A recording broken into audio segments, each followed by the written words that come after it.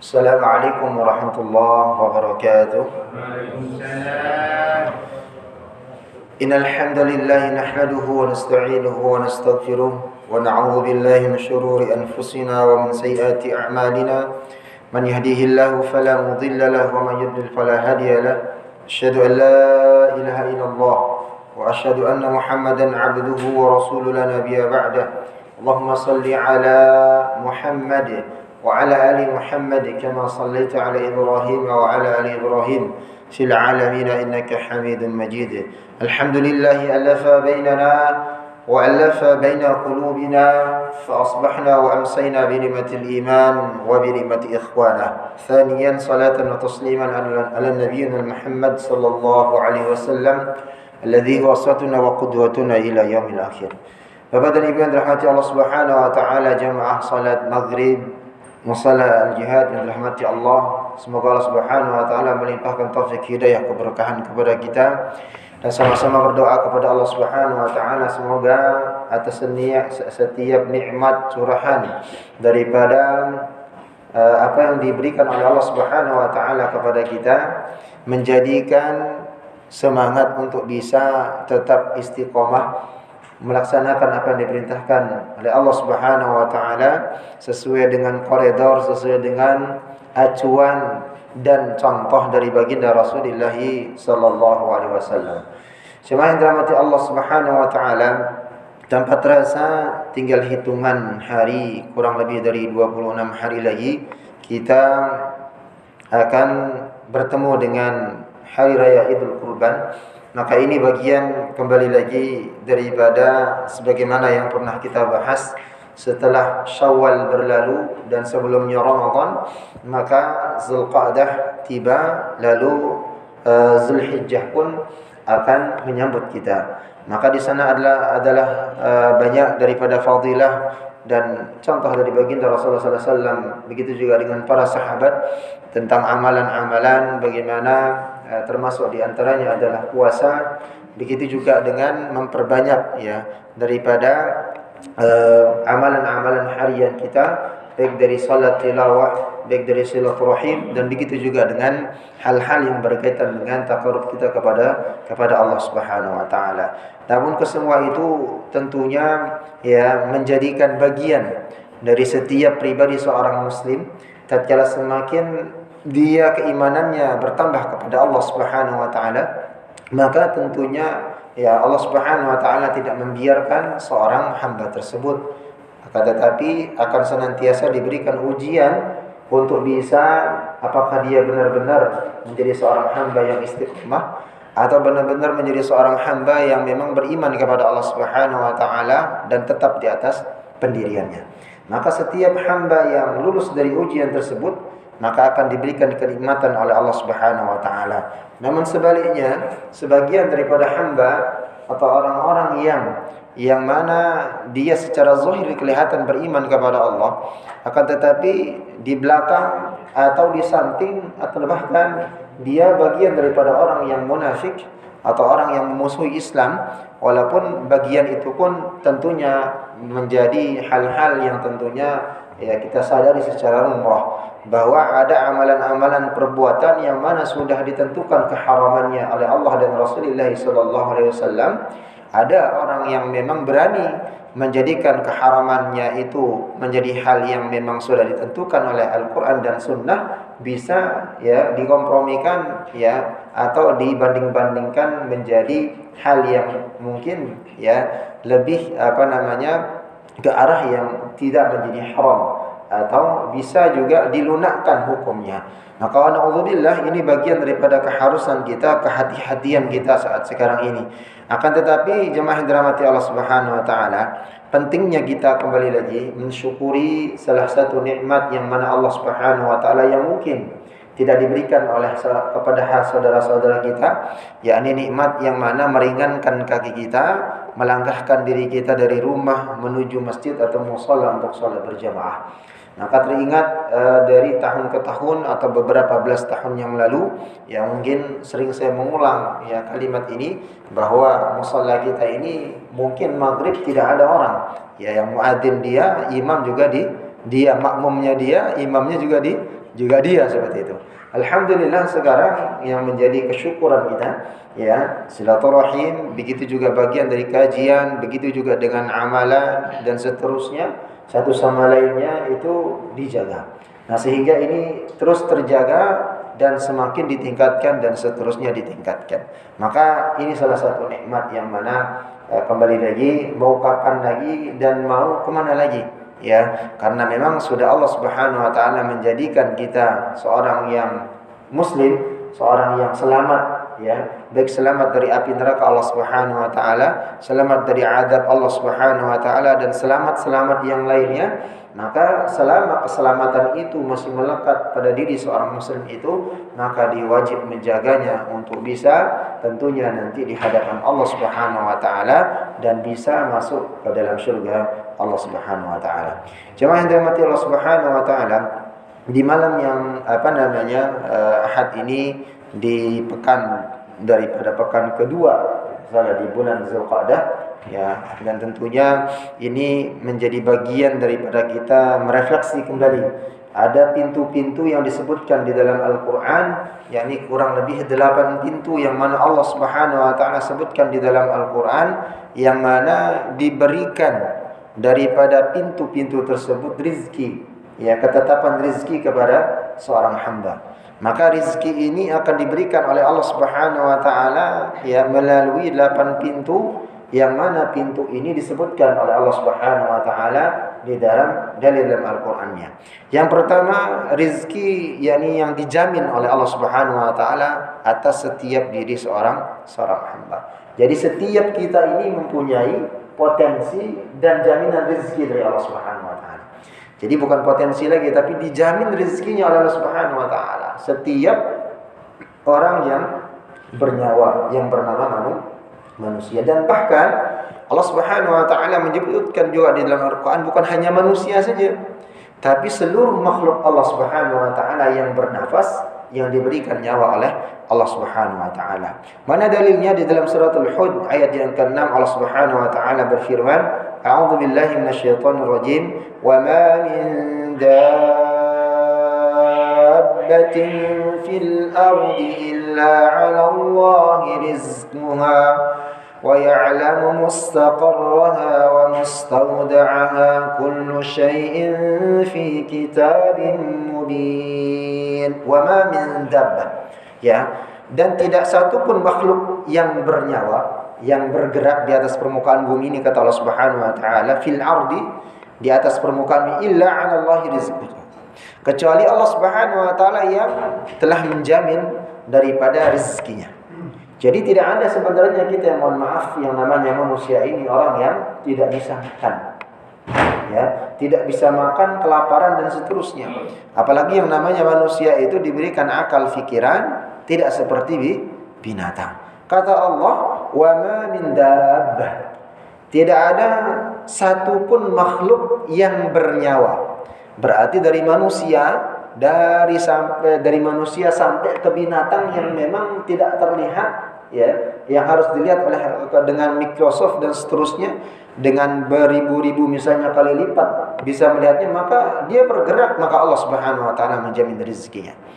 Maka yang sangat terkenal juga tatkala seekor burung, ya, dia keluar dari sarangnya di pagi hari dan sore harinya dia pulang, maka membawa makanan untuk keluarganya atau anak-anak yang dia suapkan. Lalu bagaimana dengan kita manusia?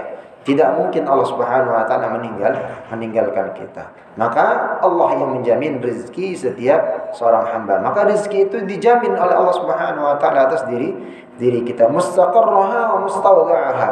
Baik rezeki itu, ya, yang mana yang Allah Subhanahu wa taala, ya, menjaminnya, ya, dengan pasti, dan tentunya mengetahui tempat kediamannya. Allah Subhanahu wa taala mengetahui bagaimana kita berada, begitu juga Allah Subhanahu wa taala dan tempat penyimpanan. Jadi di mana kita menyimpan rezeki, di mana dia disimpan juga tempat-tempat karunia Allah Subhanahu wa taala. Maka Allah Subhanahu wa taala mengetahuinya. Maka itu pun kata Allah Subhanahu wa taala, kullu syai'in fi kitabin mubin. Itu sudah tercatat semuanya di lauhil mahfuz. Maka mohon maaf bapak-bapak yang sekarang kondisinya mungkin secara ekonomi dia berkecukupan, maka itu sudah tertulis di Lauhul Mahfuz. Maka tatkala nanti mau naudzubillah, tatkala dia ingkar dari rezeki itu, dia jauh dari sedekahnya, jauh dari infak, jauh daripada zakatnya, dia meninggalkan itu, maka Allah Subhanahu wa taala menyebutnya itu pun sudah tercatat di Lauhul Mahfuz. Begitu juga dengan kita yang pas-pasan, begitu juga dengan kita yang memang mohon maaf ya, kondisi kita yang dikondisikan oleh Allah Subhanahu wa taala belum tersadar, ya, belum bertaubat untuk bisa semangat mencari karunia Allah Subhanahu wa taala. Maka Allah Subhanahu wa taala menyampaikan dalam ayat yang lain, ya, maka setiap sehari Jumat surah sering dibacakan oleh khatib, ya, yang mana ayat ini, ya, Allah Subhanahu wa taala memerintahkan kita, fa idza qudiyatis shalatu fantasiru fil ardi wabtaghu min fadlillah. Selesai mengerjakan salat, menyembah Allah, maka bertebaran di atas permukaan bumi. Untuk apa? Wabtaghu min fadlillah, mencari karunia Allah, rezeki Allah Subhanahu wa taala. Maka ayat surat Hud ini menerangkan bahwa rezeki pertama itu adalah sudah dijamin oleh Allah Subhanahu wa taala. Tergantung bagaimana kita sikapnya sekarang.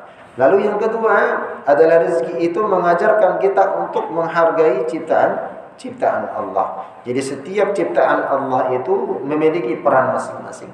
Maka tatkala kita menjadikan ayat surat Hud ini sebagai pedoman, maka setiap ciptaan Allah Subhanahu wa taala itu mempunyai hak dan begitu juga mempunyai kewajiban. Tahu dirinya sebagai manusia, ya, yang mana bagi dirinya adalah sebagai kepala rumah tangga, maka mempunyai kewajiban untuk dirinya dan keluarganya. Lalu berikutnya ayat ini juga menerangkan tentang bahwa segala sesuatu yang terjadi di dunia ini telah dicatat oleh Allah Subhanahu wa taala di Lauhul Mahfuz. Itu yang pertama, rezeki yang dijamin. Lalu yang kedua, jemaah yang dirahmati Allah Subhanahu wa taala, yakni rezeki yang diberi karena usaha. Ya, jadi rezeki yang dilimpahkan kepada seorang hamba karena usahanya. Dia berusaha baik dengan tijarah, jual beli, baik dengan bekerja, baik dengan kemampuannya, ya, keahliannya dan seterusnya dia kembangkan, maka itu akan berbuah rezeki dari Allah Subhanahu wa taala. Perantaranya adalah dia berusaha. Maka ini menjadi dalilnya dalam surah An-Najm ayat 39, Allah Subhanahu wa taala berfirman, "Wa anna laisa lil insani illa ma sa'a." Ya. Dan sesungguhnya manusia hanya memperoleh apa yang telah dia usahakan. Dan ini juga sebagai dalil yang nantinya oleh sebagian para ulama bahwa setiap orang yang beramal soleh untuk dirinya. Ya, kalau dia beramal soleh untuk dirinya. Kalau dia beramal buruk, maka untuk dirinya juga. Tidak mungkin amal solehnya itu bisa dioper ke saudaranya yang lain. Begitu juga tatkala dia berbuat berdosa dan dioper juga kepada saudara yang lain.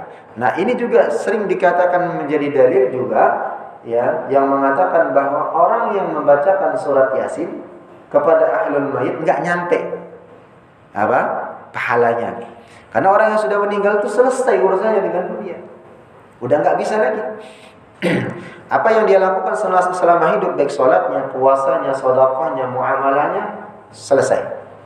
Ya, maka di sini kaitannya dengan idza mata ibnu adam qata'a wa illa min thalatha.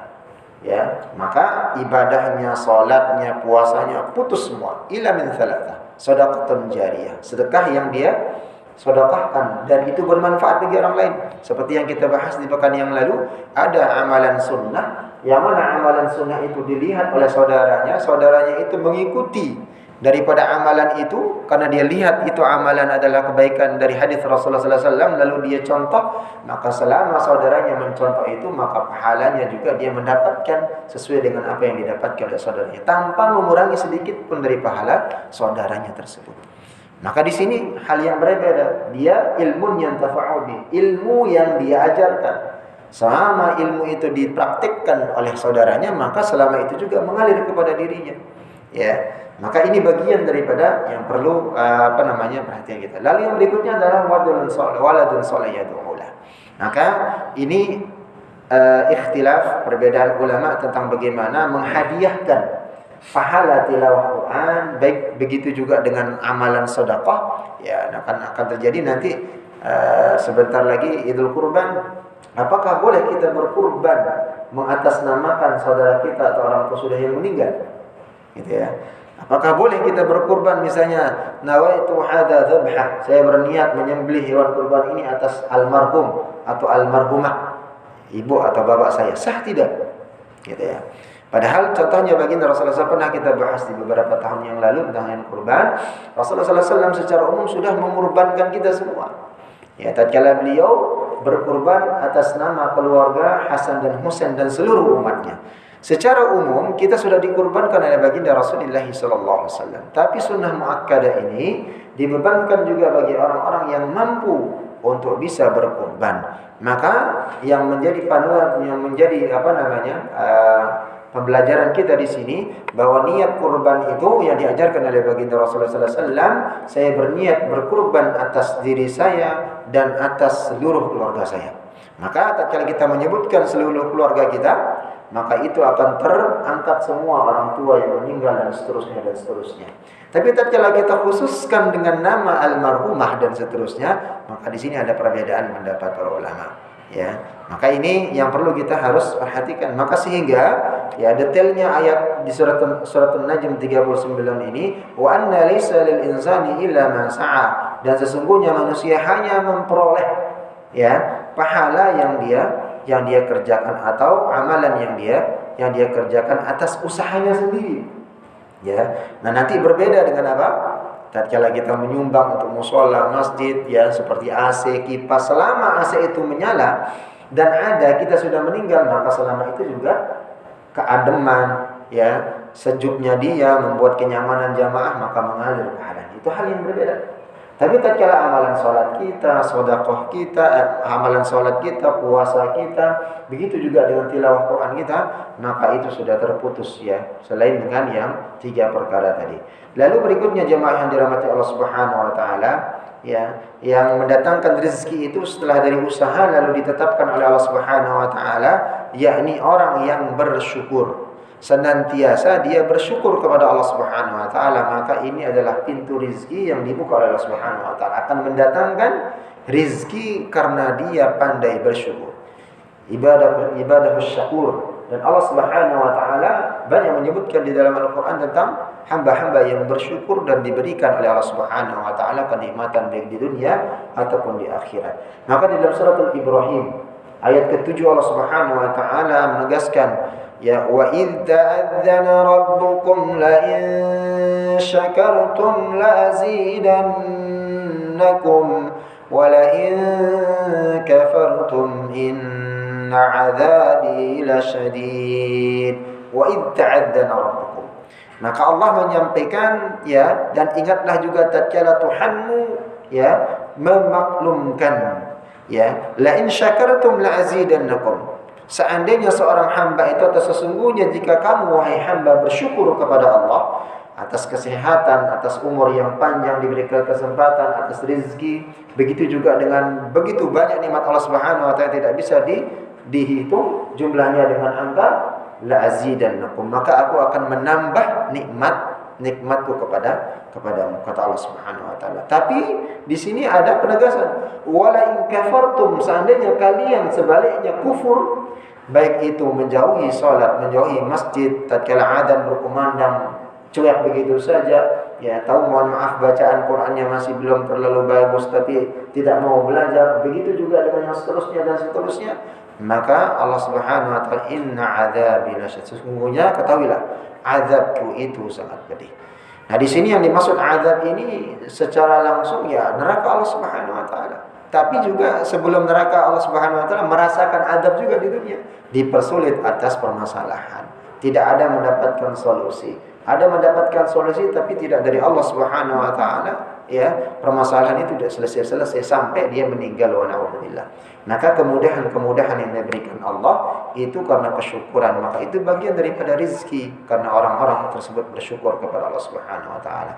Seorang ulama Hasan Al-Basri menyampaikan, sesungguhnya Allah memberi nikmat kepada siapa saja yang dikehendaki. Ya, jika seseorang tidak mensyukurinya, maka nikmat tersebut akan berbalik menjadi siksa. Jadi orang yang diberikan kenikmat oleh Allah Subhanahu wa taala sesuai dengan amalan yang dia lakukan, ya, tatkala dia pintar bersyukur kepada Allah Subhanahu wa taala, maka akan ditambah oleh Allah.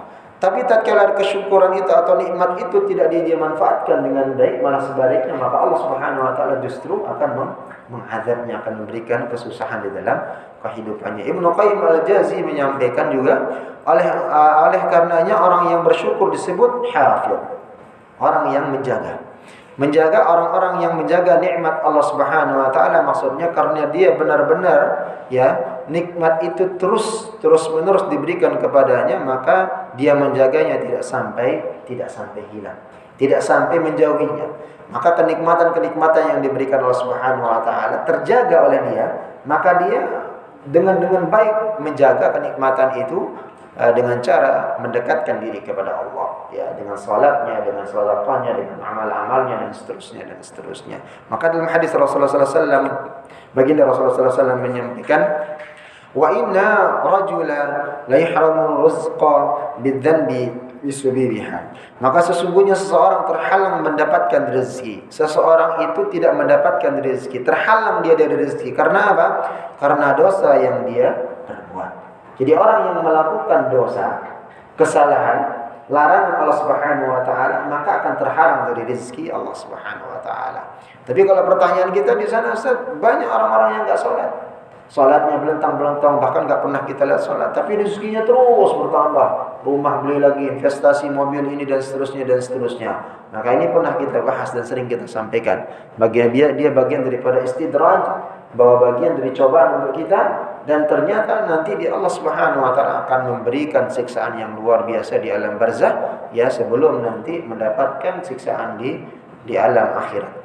Lalu yang keempat, jemaah Allah Subhanahu wa taala, ya, setelah rezeki itu didapatkan karena memang ketentuan Allah, lalu berikutnya karena usahanya, lalu dia pandai bersyukur, lalu yang keempat itu adalah rezeki yang diberi dengan tidak terduga-duga, min haitsu la yahtasib. Jadi ada rezeki yang memang tidak terduga-duga datangnya, baik itu berupa makanan, baik itu berupa borongan, ada tender, dan seterusnya. Karena kenapa? Karena kita pandai, pertama tadi bersyukur kepada Allah, lalu ada usaha itu menimbulkan daripada kegiatan kita, keterampilan kita, kesyukuran kita, mendekatkan diri kita kepada Allah Subhanahu wa taala untuk berdoa dan seterusnya. Maka ada rezeki yang tidak terduga-duga, ya, tidak datangnya dari Allah Subhanahu wa taala. Maka dalilnya mana? Dalam surat At-Talaq ayat yang ketiga, Allah Subhanahu wa taala menyampaikan, a'udzubillahi minasyaitonir rajim, wa yarzuquhu min haitsu la yahtasib, wa man yatawakkal 'ala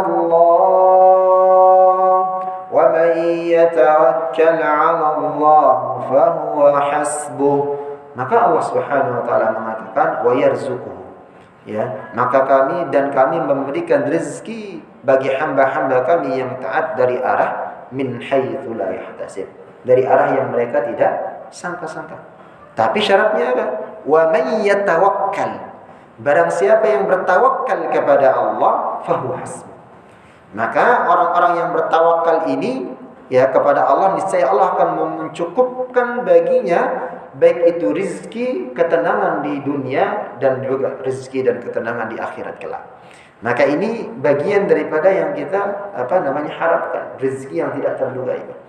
Jadi ada rezeki yang memang didatangkan oleh Allah Subhanahu wa taala dengan jalan yang tidak tersangka, tidak diduga-duga, tapi ada syaratnya bertawakal kepada Allah.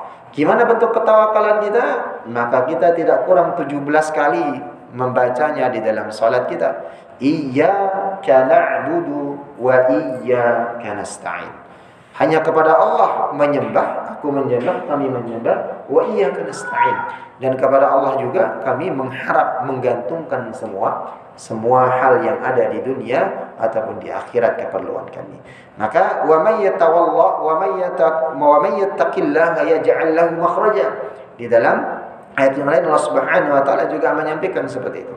Wa may yattaqillaha yaj'al lahu makhraja. Ini juga syarat Bagi orang yang tatkala ingin diberikan dari tempat yang tidak terduga-duga, maka dia bertakwa kepada Allah. Wa may yattaqillah, barang siapa orang yang bertakwa kepada Allah, yaj'al lahu makhraja. Allah akan memberikan jalan keluar atas setiap permasalahan yang dia hadapi.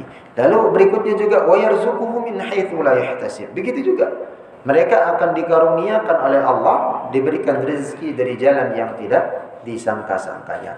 Ya, maka di kesempatan yang lain atau di surah yang di ayat yang lain, di surat At-Talaq ayat ke-5, Allah Subhanahu wa taala juga menyampaikan, "Wa may yattaqillaha yukaffir 'anhu sayyi'atihim."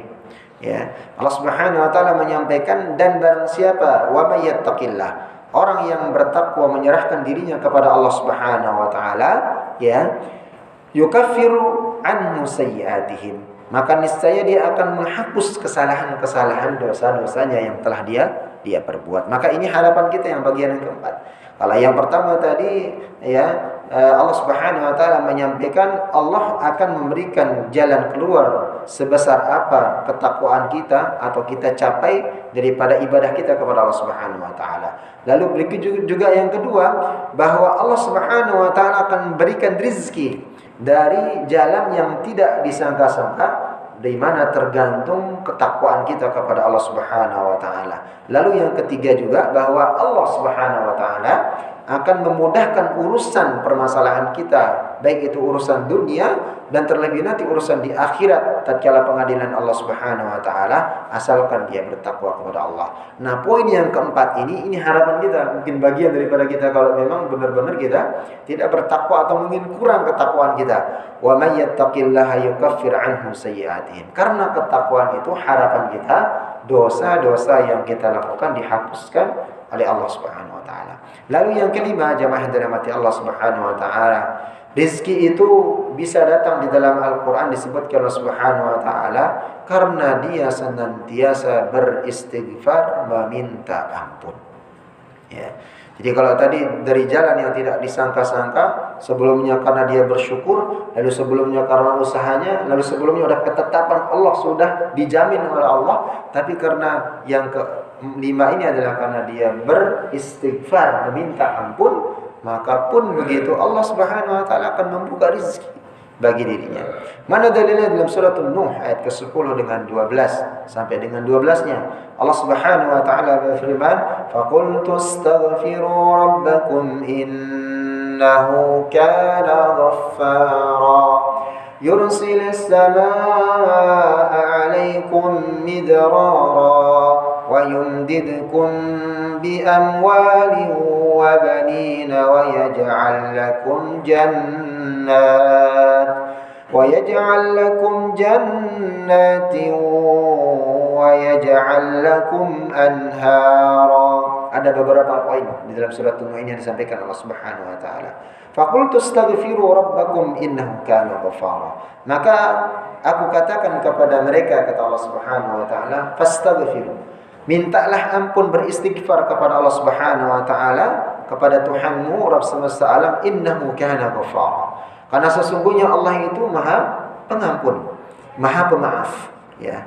Apa balasan bagi orang-orang yang senantiasa beristighfar kepada Allah? Jawabannya di ayat 11. Yursilis samaa'a 'alaikum midrara.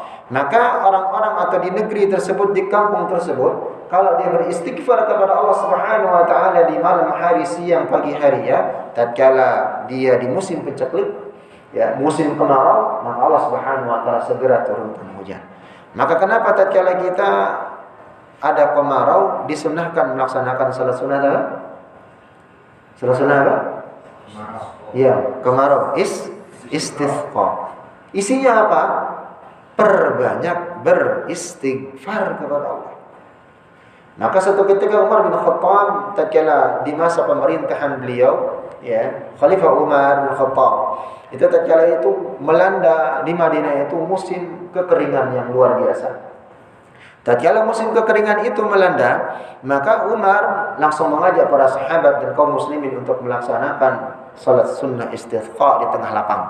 Ya. Maka di sana tatkala beliau memimpin salat, salah seorang menyampaikan, "Ya Umar, aku tidak melihat engkau berdoa." Doakan kami supaya segera turun hujan. Sesungguhnya aku sudah berdoa dan beristighfar kepada Allah. Lalu beliau membaca ayat ini. Faqultu astaghfiru rabbakum innahu kana ghaffara yursilis samaa'a 'alaikum midrara. Maka memperbanyak istighfar itu akan menurunkan hujan bagi daerah yang dilanda dengan hujan.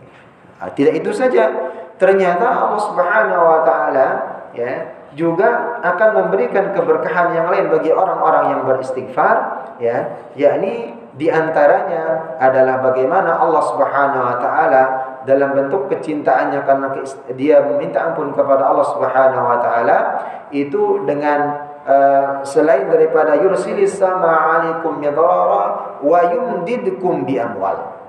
Orang yang beristighfar meminta ampun akan dicukupkan amwal, rezeki kebutuhannya, baik pada hari itu atau hari setelahnya. Maka Allah Subhanahu wa taala akan melipat gandakan memberikan daripada amwal, daripada rezeki karunia Allah Subhanahu wa taala. Lalu berikutnya selesai daripada rezeki diberikan Allah Subhanahu wa taala, wa yumdidukum bi amwalin wa banin. Begitu juga orang-orang yang belum mendapatkan keturunan atau seseorang yang susah mendapatkan anak, maka dengan istighfar dengan lillahi ta'ala meminta ampun kepada Allah, maka Allah akan mengaruniakan anak kepadanya. Wa yaj'al lakum jannat. Begitu juga Allah Subhanahu wa taala akan menjadikan kebun-kebun yang tadinya tidak subur, ya, wa yaj'al lakum anhara, akan dialirkan sungai-sungai di bawah kebun tersebut. Maka ini keberkahan yang diberikan oleh Allah Subhanahu wa taala bagi orang-orang yang senantiasa mengingat istighfar, ya, meminta ampun kepada Allah Subhanahu wa taala. Imma ya terdengar ucapannya atau di tengah malam atau kapan saja tatkala dia mengingat dosa dan kesalahan, dia meminta ampun kepada Allah Subhanahu wa taala. Maka di dalam satu kesempatan Imam Hasan Al-Basri pernah didatangi oleh beberapa orang, ya, yakni orang tersebut pertama arajulun syaka ilaihil jadbi faqala istighfar. Jadi orang yang mengadu kepada Imam Hasan Al-Basri, ya, itu tentang hari penceklik atau tahun ini panennya gagal karena musim panas kemarau, maka beliau mengatakan beristighfarlah. Lalu yang kedua wasyaka ilaihi akhral fuqara, didatangi lagi oleh seorang laki-laki yang miskin, kurang hartanya, maka beliau mengatakan faqal istighfarullah, ya, beliau mengatakan istighfarullah, maka minta ampun kepada Allah, ya. Lalu dikatakan lagi oleh seorang laki-laki wasyaka ilaihi, seorang laki-laki akhraja faf, ya, bustanu, ya, kebunnya itu kering, enggak ada pengairan, maka beliau mengatakan faqal istaghfirullah, meminta ampun kepada Allah Subhanahu wa taala, ya. Wasyaka ilaihi akhra adamul walad, dan dia datangi lagi salah seorang laki-laki yang mana sudah cukup sekian tahun, belas tahun, puluh tahun enggak punya anak-anak, maka beliau mengatakan faqala istaghfirullah, maka minta ampun kepada Allah. Thumma tala alaihim hadhil ayat, lalu beliau membacakan daripada surah yang tadi di surah Nuh ayat ke-10 sampai dengan 12. Faqultu astaghfiru rabbakum innahu kana ghaffara ila akhir ayat. Maka ini artinya jemaah Allah Subhanahu wa taala, dengan kita beristighfar meminta ampun, ternyata Allah juga menurunkan rahmat, taufiknya, rezekinya kepada kita. Maka di sini kembali lagi, ya, dari poin yang ke-6, poin yang ke-5 ini, ya, kita lihat poin yang ke-6. Apa pintu rezeki yang disebutkan dari Allah Subhanahu wa taala dalam Al-Qur'an? Yakni karena dia sababnya menikah, ya. Jadi sababnya menikah. Ya, ini para jombloers, ya, atau yang mungkin ditinggalkan, ada memang kesempatan untuk menikah lagi, maka menikah. Yang kalau memang ditinggalkan meninggal dan seterusnya, ya, maka cari, ya, kekayaan itu dengan menikah. Apa dalilnya? Dalam surat An-Nur ayat 32, Allah Subhanahu wa taala menyampaikan bahwa orang yang ingin kaya maka segeralah menikah. Wa ankihul ayyama minkum was-salihin min ibadikum wa imaikum iyakunu fuqara yughnihimullahu min fadlihi wallahu wasi'un alim. Wa ankihu, dan nikahilah, ya, Allah Subhanahu wa taala, kawinilah orang-orang yang sendirian di antara kamu yang saleh, ya, dan orang-orang yang layak untuk dinikahi, ya, dari hamba-hamba sahayamu, kata Allah Subhanahu wa taala, yang laki-laki dan hamba sahayamu yang perempuan. Jika mereka miskin, ya, menikah dalam kondisi miskin, iyakunu fuqara, kalian baik lakinya atau perempuannya miskin atau dua-duanya miskin, kata Allah Subhanahu wa taala, yughnihumullahu min fadli, Allah yang akan mengayakan kamu, dicukupkan rezekinya Allah Subhanahu wa taala. Maka dengan jalan menikah, maka itu mencari kekayaan dari Allah Subhanahu wa taala. Wallahu wasi'un alim, karena sesungguhnya Allah Subhanahu wa taala maha luas, ya, pengetahuannya, atau maha luas mengetahui apa yang kita perlukan. Maka Ibnu Mas'ud menyampaikan, ya, perkataan beliau, ya, beliau mengatakan, iltamisu aghniya fin nikah, ya, carilah kekayaan itu atau kekayaan hidup itu dengan menikah, ya. Jadi ternyata rezeki itu yang tadinya kita semasa muda tidak diberikan Allah Subhanahu wa taala, tatkala kita menikah Allah Subhanahu wa taala melipatkan gandanya. Kita flashback kembali waktu kita dulu zaman masih muda, berjuang ini, jualan itu, ada yang kerja ini, ngontrak, tapi nggak cukup duit, habis saja. Tapi setelah menikah manajemennya ada, ya, peruntukannya sudah mulai rapi. Jadi untuk bayar ini untuk istri, ini anak, ini untuk tabungan, ini investasi dan seterusnya. Tapi kalau masih muda, nongkrong sana habisin, ya, beli ini beli ini baru, ganti ini HP, ganti lagi, habis, ya. Maka benar apa yang dikatakan Rasulullah SAW, dan begitu juga dalam Al-Quran, kalau ingin kaya, ya, segera menikah. Maka dengan kekayaan itu keberkahan Allah Subhanahu, dengan pernikahan itu Allah Subhanahu wa taala akan menurunkan keberkahan. Lalu yang ketujuh yang disebutkan dalam Al-Quran, ya, pintu di mana Allah Subhanahu wa taala memberikan rezeki kepada kita, yakni diberikan dari jalur anak kita. Ya, orang yang memiliki anak atau karena anak yang saleh dan salihah itu akan mendatangkan rezeki, Pak. Ya. Jadi jangan sungkan-sungkan, mohon maaf, yang memang masih ada kesempatan mempunyai anak, pondokin aja. Ya, hakul yakin rezekinya itu insya Allah pasti akan bertambah. Karena beda, Pak. Ya, Bu, itu karunia keberkahan doa anak yang mondok itu dengan, mohon maaf, ya, bukan saya mengecilkan anak yang tidak mondok. Tapi memang mereka karena lingkungannya ada lingkungan Quran, lingkungannya bermuamalah, lingkungan dengan asatid, adabnya dan seterusnya. Tatkala mereka misalnya mulai itu rapi, tilawahnya rapi dan segala macamnya sudah tertata dengan rapi, maka doa-doa itu bisa saja diselipkan di sana dan itu didengarkan oleh Allah Subhanahu wa taala. Ya, karena saya juga merasakan sendiri dan membuktikan sendiri hal itu. Ya, baik itu tatkala saya masih menjadi santri, ya, begitu juga tatkala sekarang anak-anak saya ada yang mondok. Jadi itu hal yang berbeda. Tatkala sudah mereka meminta doa atau kita meminta doa kepada mereka, spiritnya itu berbeda. Ya, baik itu semangat kita untuk mencari karunia Allah, untuk bisa kita lebih giat lagi dan seterusnya, itu berbeda. Ya. Mungkin karena itu juga Allah Subhanahu wa taala memberikan hal yang rizki dan jalan untuk mereka. Tapi di dalam ayat yang disampaikan di surah Al-An'am 151 ini, wala taqtulu auladakum min imlaq, nahnu narzuquhum wa iyyakum, kami yang memberikan rezeki kepada kalian. Nah, maksudnya ayat di sini semua kita, anak kita yang lahir dari rahim orang tua ini atau istri kita, itu sudah ditentukan rezekinya dan mereka masing-masing membawa rezeki, imma yang enggak mondok ataupun yang mondok. Nah, ini maksudnya ayat itu semua mempunyai kesempatan rezeki, diberikan rezeki Allah Subhanahu wa taala. Tapi ada nilai plusnya yang berbeda bagi yang memang anak-anak yang khusus, yang mana mereka saleh dan salehah. Maka itu akan lebih diberikan kesempatan atau doanya diistijabah oleh Allah Subhanahu wa taala. Lalu yang kedelapan, yang terakhir, jamaah yang dirahmati Allah Subhanahu wa taala, yakni pintu rezeki yang disebutkan di dalam Al-Qur'an. Allah Subhanahu wa taala akan memberikannya bagi orang-orang yang orang-orang yang rajin, gemar, yang senang bersedekah, senang berinfak, senang mengeluarkan daripada sebagian harta yang dia titipkan, baik imma dalam kondisi kecukupan, ya, sedang kecukupan atau kekurangan, dengan cara-cara dia yang berbeda.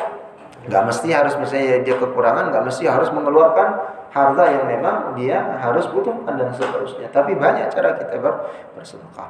Di dalam dalilnya surat Al-Baqarah ayat 245, Allah Subhanahu wa taala berfirman, A'udzu billahi minasyaitonir rajim, man dzalladzi yuqridu Allah qardan hasanan fayudha'ifahu lahu 'ad'afan katsira. Wallahu yaqbidu wa yabsutu wa ilaihi turja'un. Siapakah, kata Allah, ya, yang mau memberi pinjaman, ya. Jadi man dzalladzi yuqridullaha qardan hasana. Siapa hambaku atau siapa orang yang mau memberi pinjaman kepada Allah. Jadi Allah itu seperti ini menjadi kiasan. Allah itu enggak membutuhkan pinjaman dari kita. Kita pun ngasih dengan harta, Allah enggak perlu. Justru kita yang butuh. Tapi di sini dibahasakan man dzalladzi yuqridullah. Barang siapa seorang hamba yang memberi pinjaman kepada Allah, ya, qardan hasanah, yang mana pinjaman yang baik, ya, memanfaatkan hartanya di jalan Allah atau dia membelanjakan hartanya di jalan Allah dengan bersedekah untuk kemanfaatan baik itu dakwah dan seterusnya, ya, fayudha'ifahu lahu ad'afan katsira, maka Allah akan melipat gandakan, terus menerus dilipat gandakan harta yang dia sedekahkan atau dia pinjamkan di jalan Allah tadi dengan katsirah, dengan berlipat-lipat atau dengan jazaa yang banyak. Wallahu yaqbidu wa yabsutu wa ilaihi turja'un. Dan Allah menyempitkan dan melapangkan rezeki dan kepadanya lah kamu dikembalikan. Jadi Allah mempunyai hak bisa menyempitkan rezeki kita kalau kita medit dan melapangkan rezeki kita tatkala kita ikhlas, ya, mensedekahkan atau meminjamkan harta kita. Ada salah seorang sahabat di zaman Rasulullah SAW, tatkala beliau mendengarkan ayat ini dibacakan oleh baginda Rasulullah SAW, yakni yang bernama Abu Dahdah. Ya, Abu Dahdah ini beliau seorang sahabat yang mana memiliki kebun kurma, yang mana sebidang tanah kurmanya itu ditanami 600 pohon kurma. Istri dan anaknya beliau juga tinggal di kebun itu. Tapi tatkala mendengarkan ayat ini, ayat surat Al-Baqarah, ya, 245 ini, seketika itu dia bertanya kepada baginda Rasulullah SAW, ya Rasulullah, benarkah, ya, tadi yang engkau sampaikan ayat Al-Quran, ya, yang menyatakan man dzalladzi yuqridullaha qardan hasana, siapa orang yang memberi pinjaman kepada Allah dengan pinjaman yang baik, maka Allah Subhanahu wa taala akan melipat gandakan, ya, dari apa yang dia sumbangkan karena Allah Subhanahu wa taala. Kata Rasulullah SAW, ya, benar. Maka langsung dia mengambil tangan Rasul, dijabat, ya Rasul, aku mempunyai sebidang tanah isinya 600 kurma, maka aku pinjamkan kepada Allah. Maksudnya diinfakkan. Maka seketika itu juga Allah Subhanahu wa taala membalas bagaimana kemuliaan seorang sahabat Abu Darda. Ya, dengan keikhlasannya lillahi taala, maka dia menyampaikan kepada istriku, wahai zaujati, istriku, ya, keluar dari tanah ini. Karena sesungguhnya tanah ini sudah aku pinjamkan, aku serahkan, wakafkan kepada Allah. 600 batang kurma zaman itu, ya, sampai sekarang pun, ya, sumurnya Utsman bin Affan, ya, begitu juga dengan hotel yang sekarang tatkala, ya, bapak-bapak kalau umroh haji, yang mana itu mengalir, ya, pahalanya Utsman bin Affan, ya, di rekeningnya masih ada atas nama beliau, gitu, ya. Jadi nyewa di sana, bisa tidur di sana, ya, nyewa hasil di sana langsung diinfakkan lagi kepada kemaslahatan, baik itu Masjidil Haram, baik begitu juga sumbangan dan seterusnya. Maka ini adalah amalan yang terus mengalir dan seterusnya mengalir. Maka keberkahan yang daripada rezeki yang sudah ditetapkan oleh Allah, baik daripada yang sudah kita istighfar kepada Allah Subhanahu wa taala dengan usaha sendiri, baik dengan dengan kita beristighfar terus minta ampun, lalu dari rezeki dari anak, begitu juga dengan sudah menyempurnakan sebagian agama dengan menikah, begitu juga dengan rezeki yang didatangkan karena sedekah atau karena bagaimana kita berinfak lillahi ta'ala. Maka ini pentingnya kita bermajelis sejenak supaya bisa kita sama-sama ya, tatkala ada saudara yang memang membutuhkan atau ada yang merindukan daripada surga Allah Subhanahu wa taala, maka dengan jalan kita ta'lim, jalan kita bertemu silaturahim di tempat yang rumah Allah Subhanahu wa taala bisa diberikan keberkahan oleh Allah Subhanahu wa taala. Mungkin hanya itu yang dapat saya sampaikan. Ada pertanyaan? Tidak ada pertanyaan? Karena habis Isya ada rapat ya. Saya juga ada misi kebetulan banget. Saya izin mungkin sampai salat Isya nanti misi di Grand Wisata orang naik haji. Ya, nanti acaranya sekitar jam 8 ya. Jam 8 kurang 10 menit. Jadi sekalian nanti dilanjutkan rapat ya untuk panitia kurban ya. Yang mudah-mudahan Allah Subhanahu wa taala memberikan kemudahan kita untuk bisa berkorban, dan begitu juga dengan menginfakkan waktu ya, menginfakkan sebagian daripada harta untuk bisa ya, bisa berkorban di tahun kali ini, untuk bisa memaksimalkan, begitu juga dengan ibadah-ibadah dari rangkaian ibadah kita kepada Allah Subhanahu wa taala, agar supaya bisa menjadi bagian daripada catatan amal terbaik kita di sisi Allah Subhanahu wa taala. Baik, kalau tidak ada yang ditanyakan, kita sama-sama berdoa kepada Allah Subhanahu wa taala. Allahumma shalli ala Muhammad wa ala ali Muhammad kama shallaita ala Ibrahim wa ala ali Ibrahim fil alamin innaka Hamidum Majid. Allahumma ighfir lana dhunubana, Allahumma ighfir lana dhunubana wa dhunub walidina warhamhum kama rabbawna shighara. Ya Hayyun ya Qayyum برحمتك نستغيث أصلح لنا شأننا كله ولا تكلنا إلى أنفسنا طرفة عين. اللهم تقبل دعاءنا، اللهم تقبل كل أعمالنا، اللهم تقبل صلاتنا وصيامنا وقيامنا وركوعنا وسجودنا وتضرعنا يا ذا الجلال والإكرام. اللهم تقبل تلاوتنا من تلاوة القرآن. اللهم يا حي يا قيوم ارحمنا يا أرحم الراحمين. اللهم رب الناس أذهب البأس اشفنا وأنت شافع، اشفنا وأنت شافع، اشفنا وأنت شافع، لا شفاء إلا شفاء، شفاء لا يغادر سقما. ربنا ظلمنا أنفسنا وإن لم تغفر لنا وترحمنا لنكونن من الخاسرين. اللهم انصر الإسلام والمسلمين في كل مكان. اللهم انصر الإسلام والمسلمين في فلسطين خصوصا في غزة يا ذا الجلال والإكرام. اللهم انصر الإسلام والمسلمين في إندونيسيا يا أرحم الراحمين. يا مقلب القلوب ثبت قلوبنا على دينك، ثبت قلوبنا على طاعتك. ربنا آتنا في الدنيا حسنة وفي الآخرة حسنة وقنا عذاب النار والحمد لله رب العالمين. Kurang lebihnya mohon maaf apabila ada kesalahan, kekeliruan dalam ucapan dan sikap. Mohon dibukakan pintu maaf yang selebar-lebarnya. Akhirul kalam, wassalamualaikum warahmatullahi wabarakatuh.